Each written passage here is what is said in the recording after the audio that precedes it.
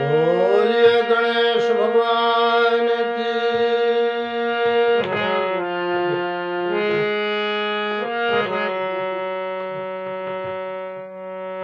सीताराम सीताराम सीताराम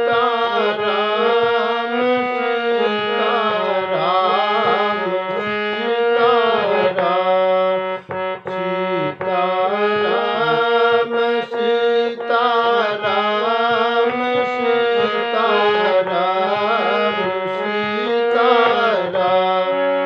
सीताराम सीताराम सीताराम सीताराम सीताराम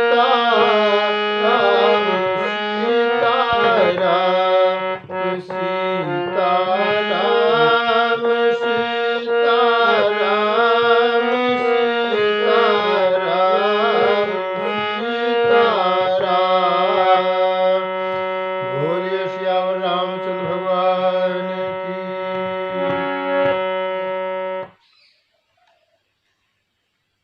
आइए हम लोग प्रेम पूर्वक सत्संग का आनंद लेते हैं कुछ क्षणों के लिए।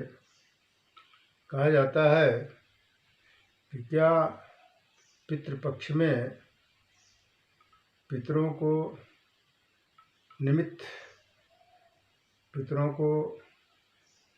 निमित्त दान दक्षिणा, उनके निमित्त भोजन, उनके निमित्त श्राद्ध, पिंडदान इत्यादि किया हुआ क्या पितरों को मिलता है? कहाँ होंगे इस शरीर को छोड़ करके, किस लोक में होंगे? पितृलोक में अथवा और किसी लोक में है? तो इसकी क्या गारंटी है कोई कि हाँ मिलता है अथवा नहीं मिलता? लेकिन शास्त्रों के प्रमाण के माध्यम से ऐसा लगता है कि उनको मिलता है। जैसे हम देश विदेश कहीं भी हों और मेरा बैंक बैलेंस वहाँ के रुपए पैसे के रूप में रहता है, और यदि मुझे गांव पर अपने घर पर उस पैसे को भेजना है तो भारतीय रुपए का जो मूल्य होता है उतना उस रुपए के रूप में आकर के घर में मेरे परिजनों को, माता पिता इत्यादि परिवार वालों को प्राप्त हो जाता है। ठीक इसी तरह से शास्त्रों के कई प्रमाणों के माध्यम से ऐसा लगता है कि पितृलोक जिस जगह होंगे, जिस योनि में होंगे, उनके जैसे ब्राह्मण संत महात्मा इत्यादि को भोजन कराने के पश्चात उनको जिस लोक में होंगे, जिस योनि में होंगे, उस लोक में, उस योनि में उनके चारा, उनके भोजन इत्यादि के रूप में उन्हें प्राप्त होता है। जैसे पशु पक्षियों में होंगे तो चारा घास के रूप में उनको मिलेगा, देवलोक में होंगे तो उनको हवन इत्यादि के द्वारा किया गया अमृत जो प्राप्त होता है वो मिलेगा। पितृलोक में होंगे तो भोजन के, जिस तरह से हम लोग जो भोजन बनाए होंगे वो भोजन उन्हें प्राप्त होता है।